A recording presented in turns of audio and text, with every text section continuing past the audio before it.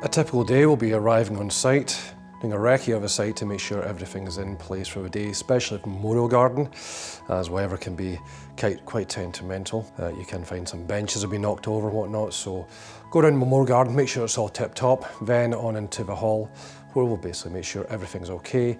All the paperwork and legislation's in place for the day.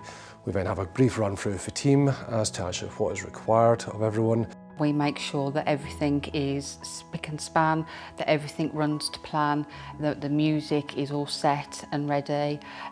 We make sure that obviously the flowers are all put out, ready, all in the right places.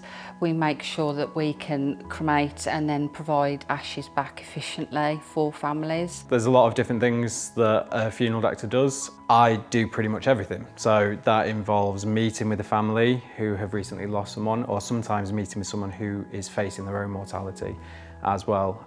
Talking through what their requirements are for a funeral, whether it's a burial, whether it's cremation, flowers, stationery, all that kind of stuff. Really getting to know who a person is and their character so that I can make that funeral as personal as possible to them. If there's any issues when we look after their loved ones, sometimes families want jewellery back and there's extra things that they want to be placed in the coffin. Sometimes they write poetry and cards, and so we make sure all that's done.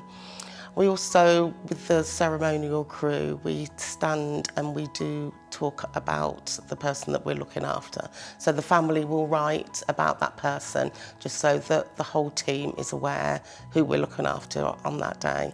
And I brief the team on what I want them to do step by step. So then when we do head out for to pick the family up, timing is crucial. So I do like to go a little bit early, just so that we've got enough time in it. And I think it is a bit of a surprise when we get there, even though families are prepared for us on the day. And I do believe on every funeral that I do try and bring the sort of importance and grace to the day.